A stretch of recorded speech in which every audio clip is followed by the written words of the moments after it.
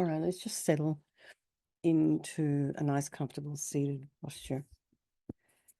And have your feet flat on the floor, about a hip's width apart.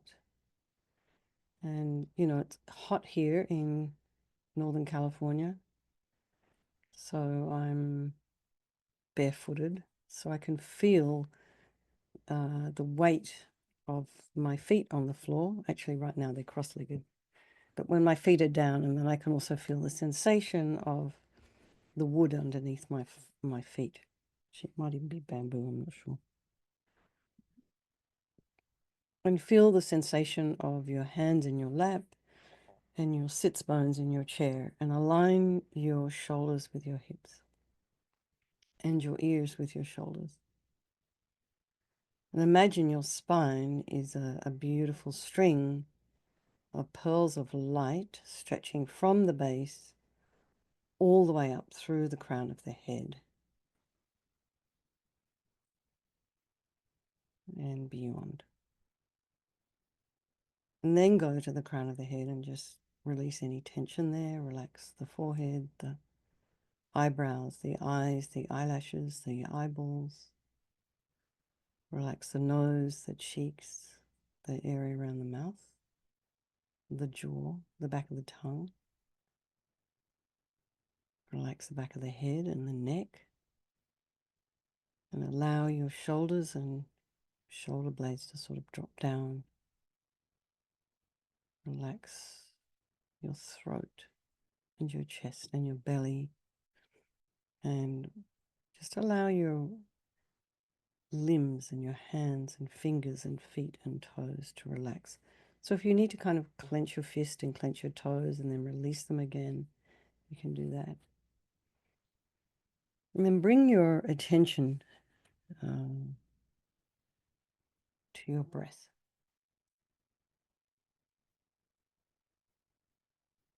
Fact of your breath. Without it, we would not survive very long. So just notice the air as you inhale and exhale.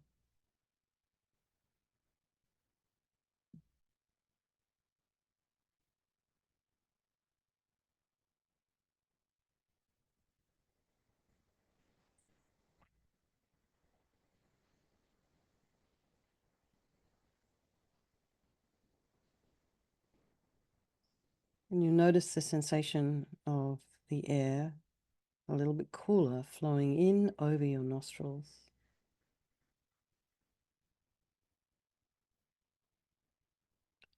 In over the hairs inside your nostrils. Sorry.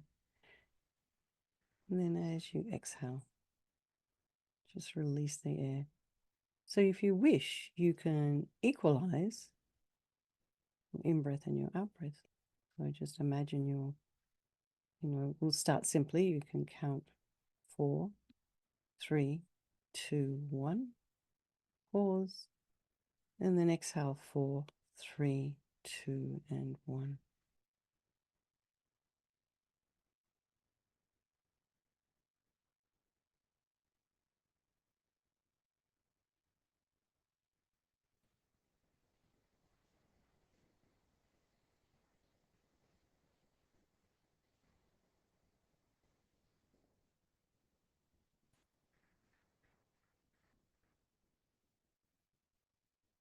And this just sort of equal inhale and exhale. It really helps to keep us balanced and a little bit grounded. So also notice this sensation of the air around the chest cavity and the expansion of 360 degrees of your lungs and your ribs. And just really feel your back expanding, ribs expanding. Oh. Sorry, I forgot I had to move my car. I just had a moment there.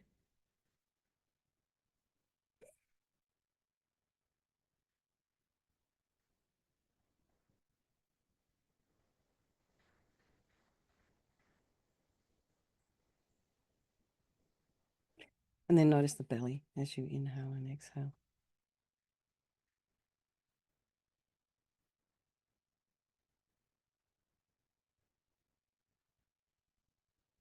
Be aware of any sounds in your environment, just allowing those sounds to be there, trying not to follow them with the mind.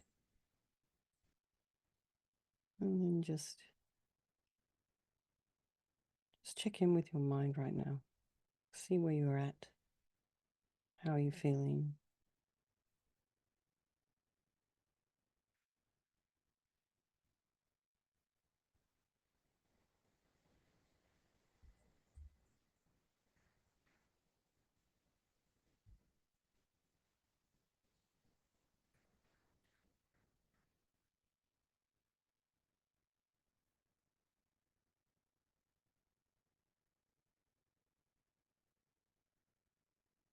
Put some space in between your thoughts. Just allow them to arise and abide.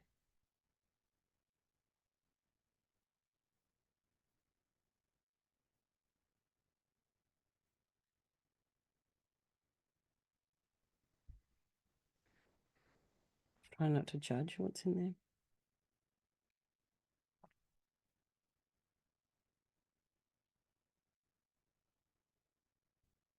Then bring to mind all the people of your life, your loved ones, the strangers,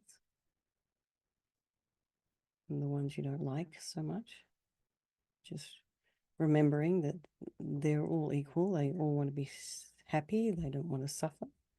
And they all have this extraordinary capacity for a Buddha mind. So we think there is, there is this kind of idea that they're all interchangeable, these people in our lives, these relationships, so that one you love the relationship with that person could change in an instant according to your karma. The one that you don't like, you might be able to start to see something different in them. And the stranger could be either.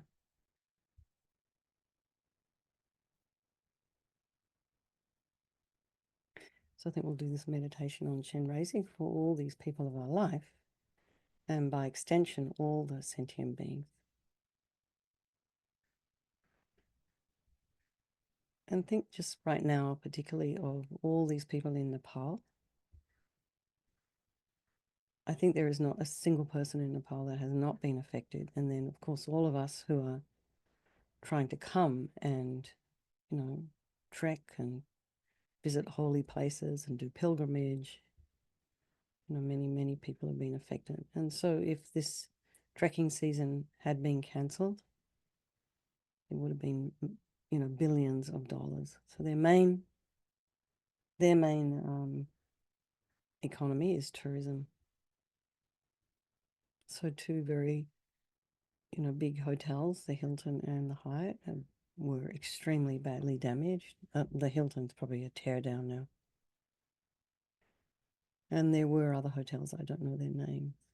But, you think of that level of destruction, all the people that are employed, all the people who own it, the families of the people who are employed. It just kind of spreads out, that kind of destruction. So just thinking about all those people, we have access to internet, we can cool ourselves down, we can warm ourselves up, we can walk outside without being afraid, we have clean air.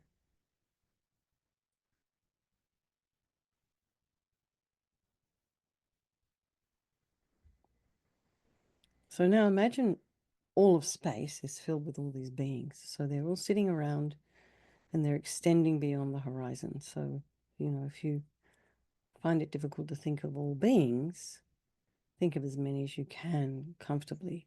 So you have in this particular meditation, they say put your parents and your family members beside you.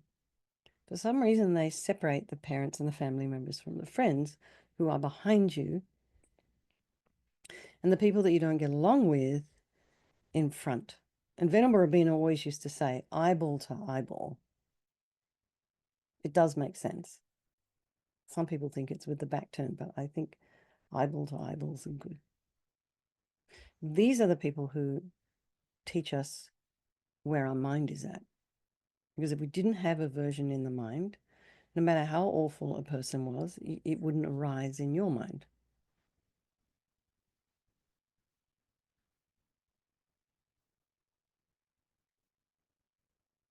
So then everybody else is all around, above, below. So contemplate the suffering of these people and these beings, and think of the suffering of your parents and the other people that you're close to. And open your heart to the physical and psychological problems they are experiencing. And think that just like you, they want to be free of all suffering. And feel how wonderful it would be if they were free and could enjoy the peace and bliss of enlightenment. So we know with the ones that we love, we know what their issues are. And we don't want them to suffer. We really want them to be taken care of, to be safe, to be comfortable. And then think about the people that you don't like or who've hurt you. And rather than thinking about how annoying they are or how irresponsible they are or how, narcissistic they are, whatever it is your problem is with them, try and imagine their physical suffering and their pain and their discomfort and their feelings of loneliness and insecurity and fear and dissatisfaction. And just like you, they don't want problems, but they have no choice. Their mind is confused, it's deluded and ignorant, and it cannot find peace. So that's a point of compassion there, a reason to feel compassion. And so open your heart to these people to whom normally you feel irritation or anger. So, my friend Judith, where I used to live, now she's in Aldersley in a retirement home. And there's one woman there who has sundowners. So this sundowners is a particular form of dementia where people get very anxious and also a little bit psychotic in the evening, in the early evening as the sun is setting. And there's one woman in there, her name is Julie, and she was an RN. And one day I was walking past and I asked her, "Are you okay?" And no, not really. This is too much. She needs to be on different meds and blah, blah, blah. So she was quite disturbed by all the shouting and the screaming. And I went down to talk to Judith and I said, "How's it going? What's happening here?" And, we had a discussion about Betty, who's 103, but who has sundowners. And she said to me, I explained to her Julie, and then she said, "But it's not happening to her. It's not happening to her." Which I just thought was just unbelievably compassionate. She was able to, Judith was able to step outside of her own discomfort at seeing a person getting kind of hysterical at sunset and recognize it's not happening to me. So that could be a person that you might be feeling irritated towards, someone who's not behaving the way you would expect. So expand your awareness now to take in the troubles and pain of other human beings and of animals. And whoever has an uncontrolled mind necessarily has suffering. So all those politicians whose houses were burned, they all had pets, dogs. The dogs were rescued. One politician ran off and left his wife, and the protesters ended up rescuing the wife. I mean, it's a very interesting country, Nepal. So try not to be overwhelmed by all of this, and remember that suffering and happiness and pain are mental experiences, and they're impermanent and changeable. And thank God for impermanence. And they arise because of misunderstanding, confused emotions. And once their causes have been eliminated, all these kind of confusion disappears. So, it's just a matter of us kind of working on our own minds and dealing with our own misconceptions and negative energy. So in order to do that, we have to be aware of what's in there. And then just trying to develop a correct understanding of the way things actually exist. So just feel a really strong aspiration to do this yourself so that you can help others to be free from suffering. So now imagine just above the crown of your head and facing the same way as you, Chenrezig, who is the manifestation of pure, unobstructed compassion, love, and wisdom. And his body is of white light, transparent and radiant. So really try and feel his living presence. So it's just enough to know he's there. You don't have to do the whole visualization. But if you can, he has a beautiful, peaceful, smiling face, and he's radiating love to you and all the beings surrounding you. And he has 4 arms. The first 2 hands are held together at his heart and hold a jewel that fulfills all wishes. His second 2 are raised to the level of his shoulders, the right holding a crystal rosary, and the left a white lotus. And he's sitting on a white moon disc upon an open lotus, and his legs are crossed in the full lotus posture, and he wears exquisite silks and precious jewels. So you imagine, and these jewels are on the crown, around the neck, on the ears, and the fingers, around the waist, toes and ankles. And they're not just regular jewelry that you'd pick up in the store. They're manifestations of Shinrezig's virtue. So see if you can hold your awareness on this visualization and try and keep it, make it stable. And then just stay relaxed and comfortable and open to Chenrezig's serene and loving energy.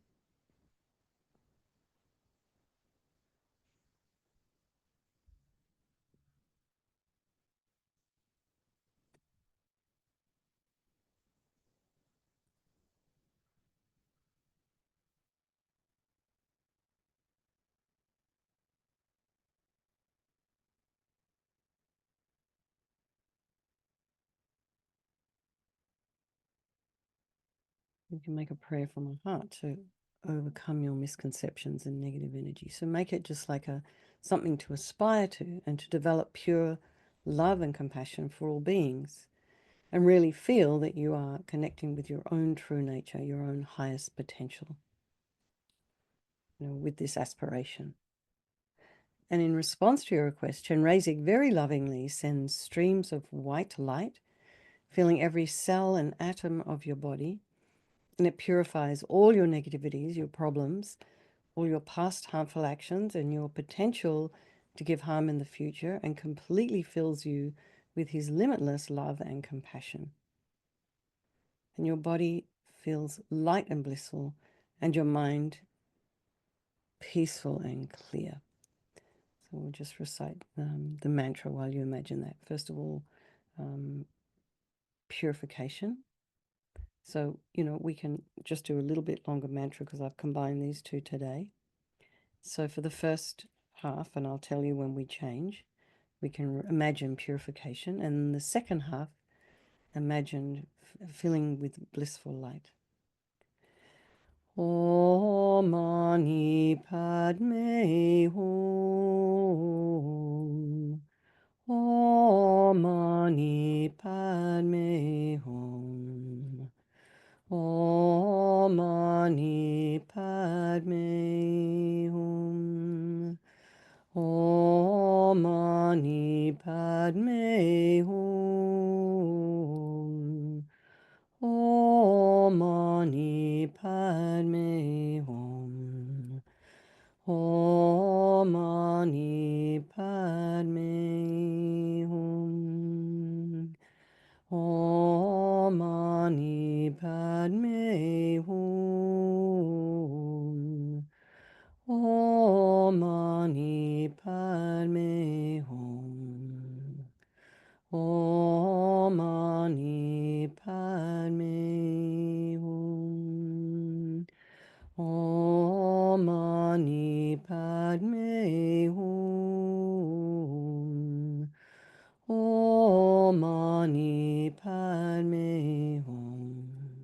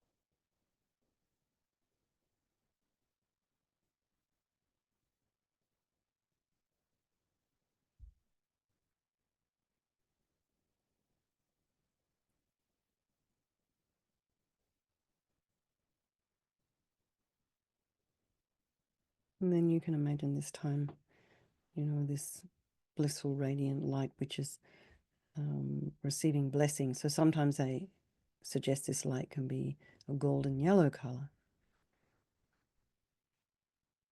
completely filling you with his limitless love and compassion.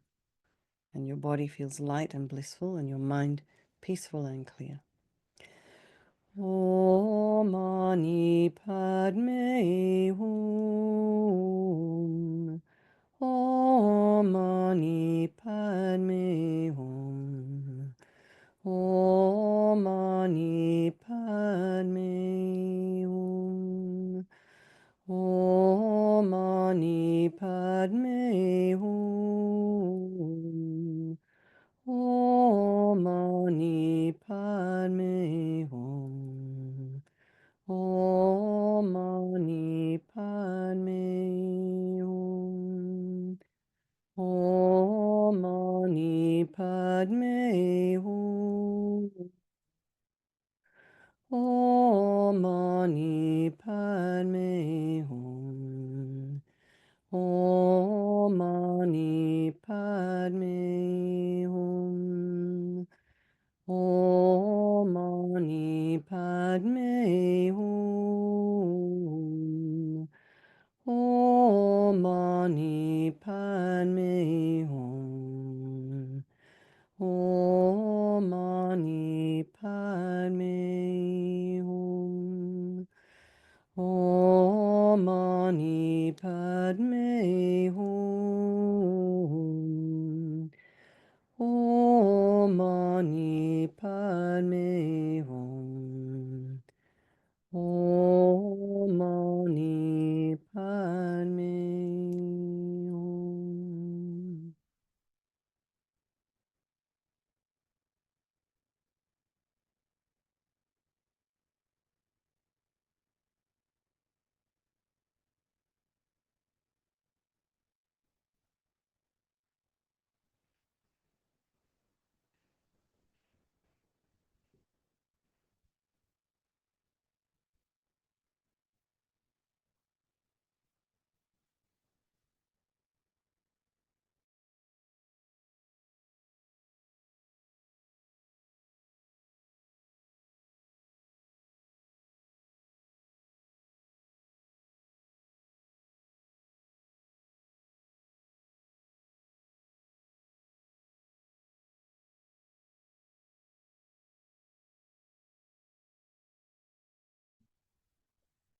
Now imagine Shinrei dissolving into white light. And this flows down into you through the crown of your head and reaches your heart chakra. And your mind now merges indistinguishably with the mind of Chenrezig and the mind also of your teacher, if you imagine Chenrezig as your teacher. And you experience complete tranquility and bliss. So try and hold this feeling, this concept, and as long as possible. And whenever your usual sense of I arises, that's kind of bored or restless or hungry, think that this is not your real self. This is not who you really are. And then just try and bring your attention back again and again to this experience of being one, with these qualities of Chenrezig's mind: infinite love and infinite compassion.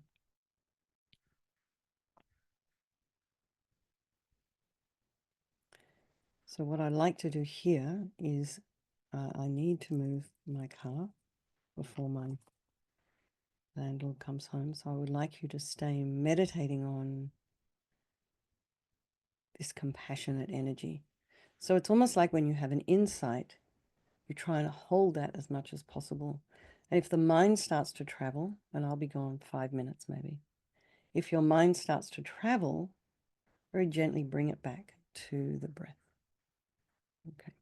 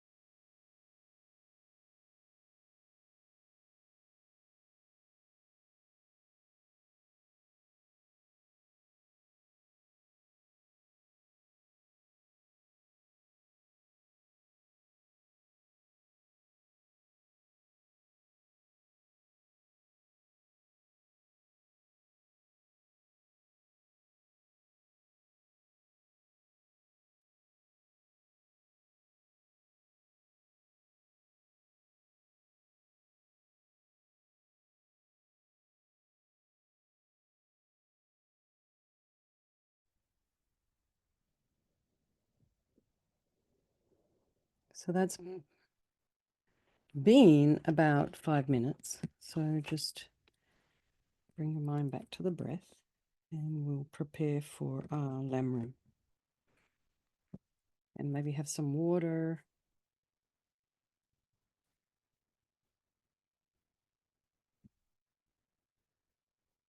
Thank you for letting me do that. Ew.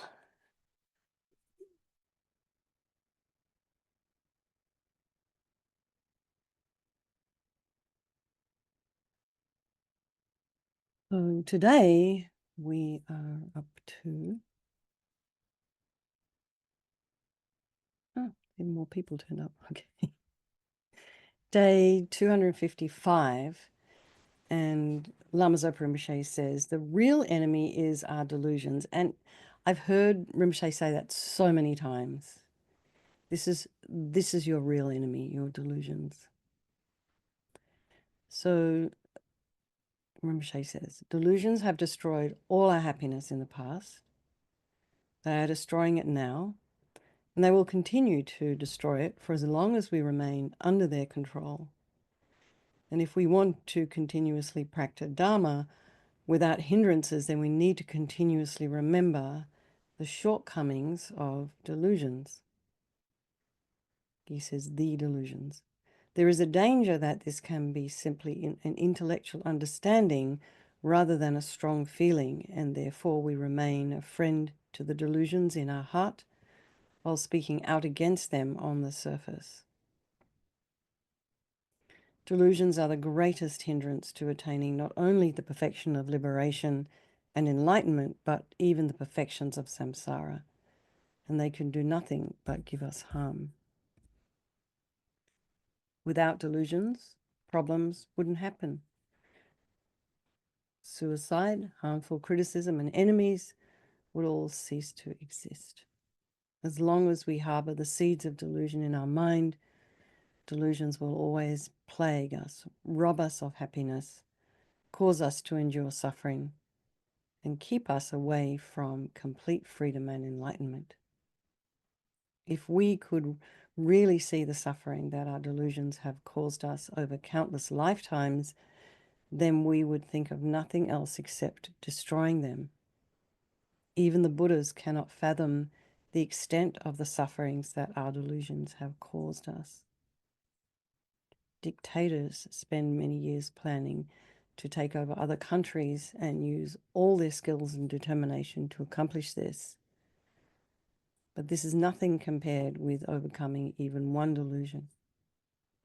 We have countless delusions to overcome.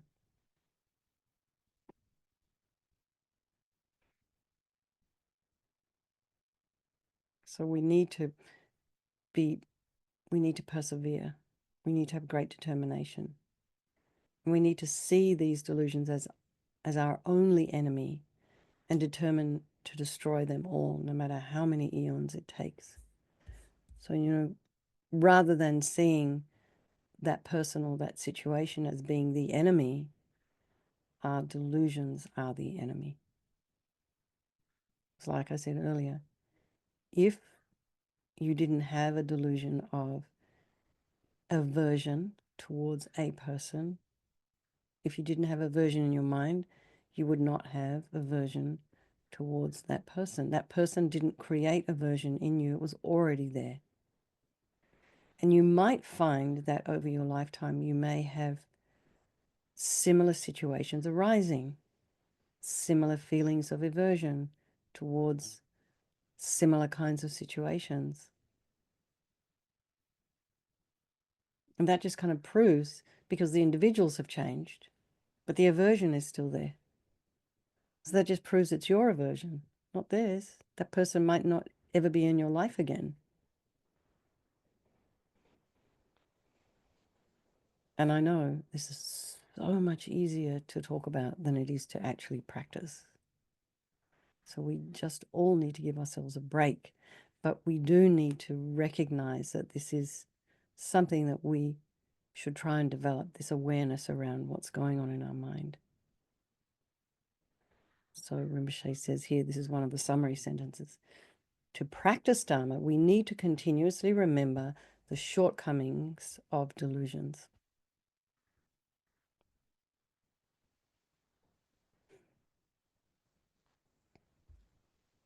So try and think of a situation where you've had a delusion and maybe you wrote an email following that delusion and you wish you'd never sent it. And you know, that email, those words, may have caused all kinds of trouble for you and maybe other people.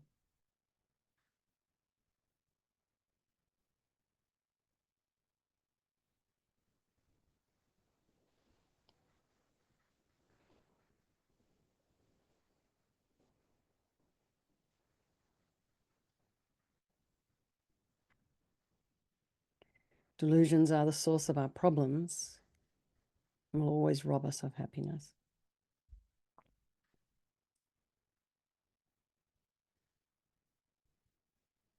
So, you know, thinking about anger, for example, anger destroys any kind of merit that we create. So in order to have a happy life, easygoing life, comfortable life, we need merit for that. It's almost like merit's almost like money in the bank. But if you have anger and aversion and you start playing games around that, if your delusions start to inform your behavior, you burn your money, you burn your merit. You may as well just be lighting the match yourself. In fact, you are. You can just watch it all go up in flames, all your happiness.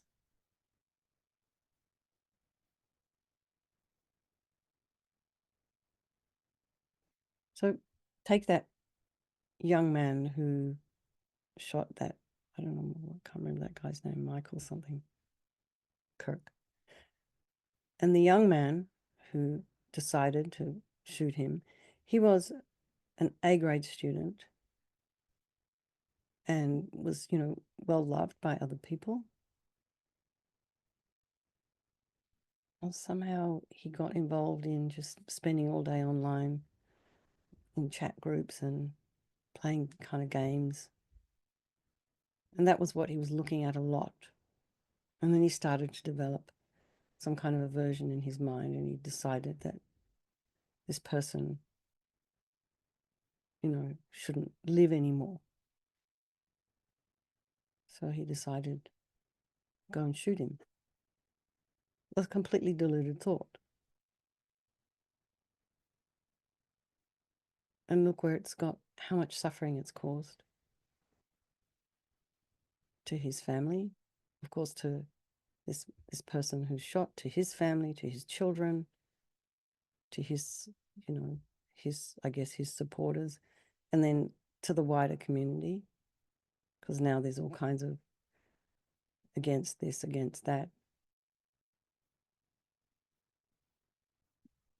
You know, you got to mourn him properly or else, and da da da da da. It's all kinds of very strange, extraordinary things being said. And then this person's completely destroyed his life. He had a partner, destroyed his life, his family. So that, you know, really nothing good has come out of this delusion that he had. Somehow he thought this was a good idea.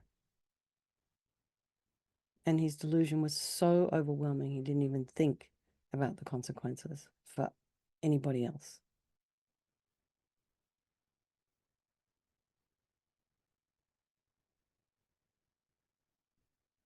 So he just burned all of his merit, all of his happiness. He will spend the rest of his life in jail if they don't execute him. It's senseless. So you can think of your delusions as being senseless as well. They're not real. They're not based in reality.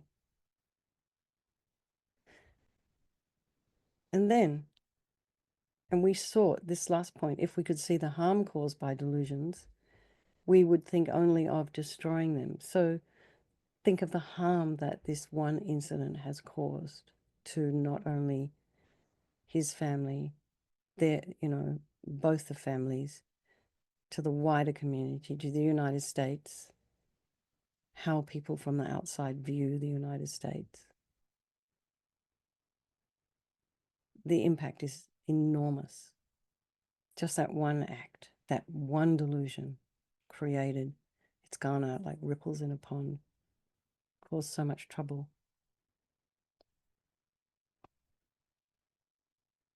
So far better for that young man to have destroyed the delusion than to have destroyed the person that he thought was responsible for his delusion. Far better for him destroy his delusion. Not himself, the delusion.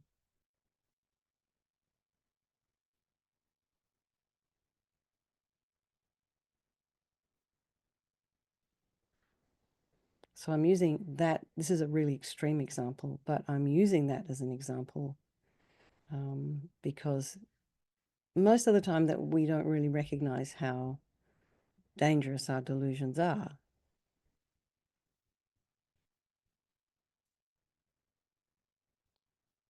But they're all equally dangerous for us.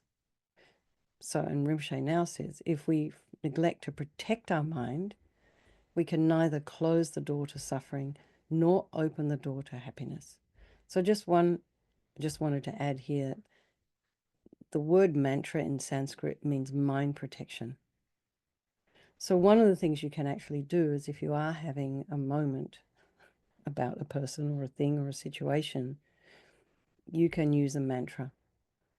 And so after you've recited that maybe for a mala or two, you might notice that it's all calmed down. You can also use your breath as well.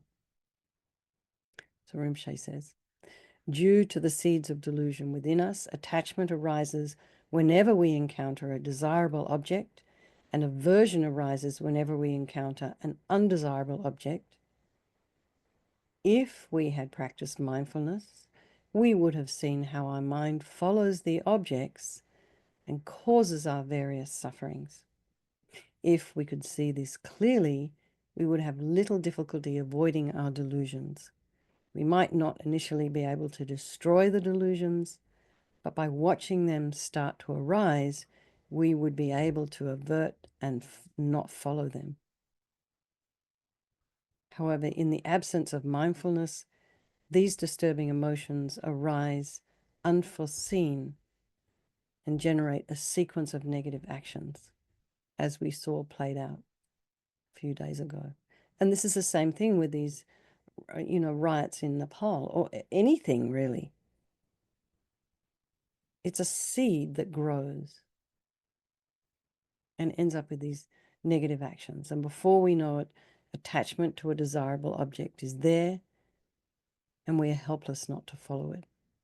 Before we know it, anger towards a repulsive object is there, and again, we're helpless not to follow our ideas, our actions, our plans. So from the trunk come the branch delusions, and then the leaves of karmic actions, resulting in the fruit of suffering. And I really like that analogy.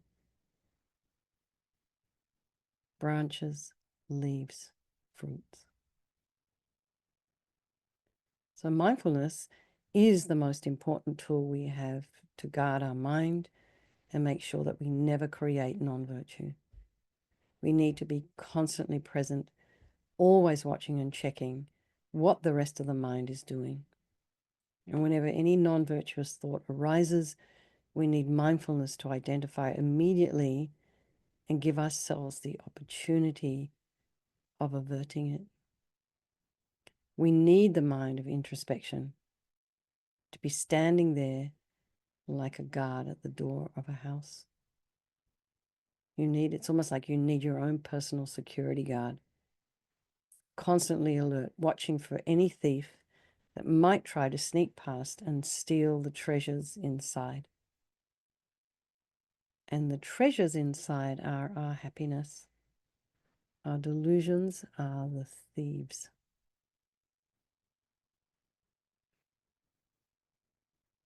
So our summary sentences: due to the seeds of delusion within us, disturbing emotions continually arise. So just try and see what's arising in you, what may have arisen in you today at work, or in your interactions with others, or even just thinking about a situation.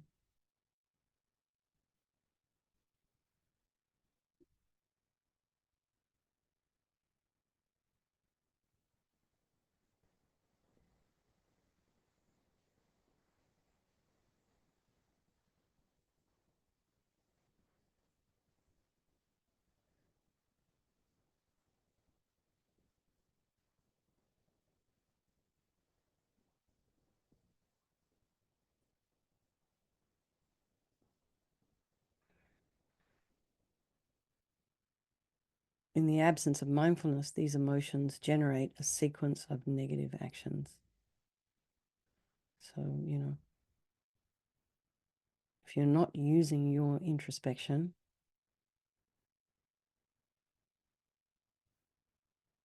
so like you have a mother who's walking along a cliff, there's a child, 3-year-old, maybe 2 or 3-year-old, not very coordinated, just sort of still learning to use their body. It's almost like you'd have a strong grip on that child's hand, because guaranteed if you don't, they get too close to the edge of the cliff, you will pull them back. So you need to be like that with your own mind. Watch out. Watch what it's doing when your back is turned, kind of thing.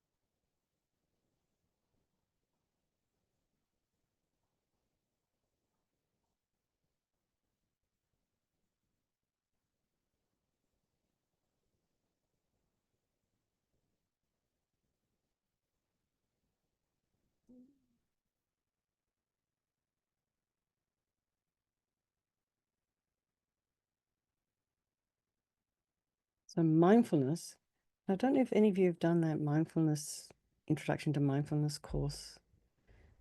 I've been presenting it. It's from one of the FPMT courses, and it's full of extraordinarily practical advice and about, how to be mindful, really. It's in the context of meditation. But being mindful of what your thoughts are doing, what's going on in your mind, is like a guard that stops the thief of delusions from stealing your happiness.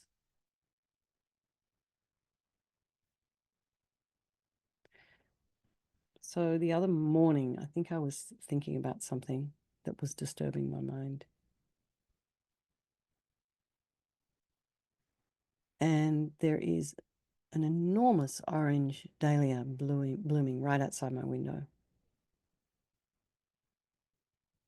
So what I decided to do, instead of continuously ruminating about this thing, I decided to go and take a photo of this ginormous orange dahlia. I got completely distracted from whatever delusion was going on in my mind, because I was trying to create something of beauty instead. I thought that was a great trick.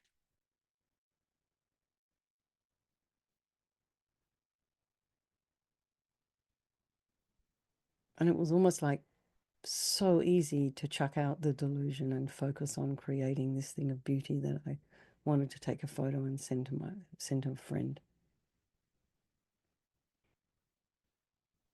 So we can distract ourselves.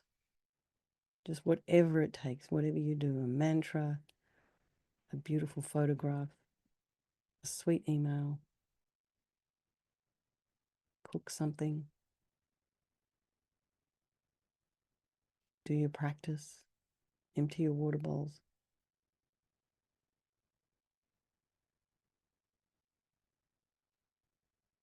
Sometimes we have to distract ourselves from our delusions. And, you know, sometimes we don't even know where they come from because they're habits from previous life. So it all sounds a little exhausting, but we will get there. We can create the habit to counter our delusions instead of having them run us. Okay.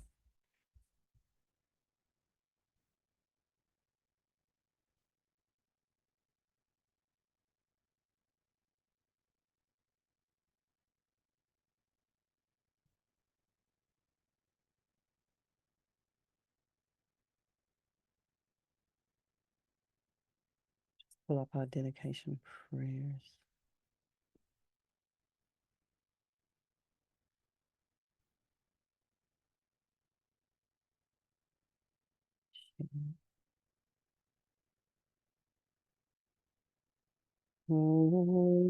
Jang chub sem chog rinpoche, ma ke pa nam ke gyur chig, ke pa nyam par me par yi, gong ne gong du pel war shog, tong ni ta wa rinpoche, ma ke pa nam ke gyur chig, ke pa nyam par me par yi, gong ne gong du pel war shog. Gong ri ra wei kor wei jing kam dir, pandang de wa ma lu jung wei nei, chen raising one tenzin gyat so yi, sha pe si te bardu tengyur chi. And let's just have a strong wish for the swift discovery of our precious Lama Zopa Rinpoche, and for all of your own individual teachers to live long, and for your own, dedicate for your own practice as you're moving along your life. Okay, everyone. Thank you so much, Eris, for hosting, and I will see you all next Monday. Okay, thank you. Bye, everyone. Thank you. Thank you, everybody. Bye.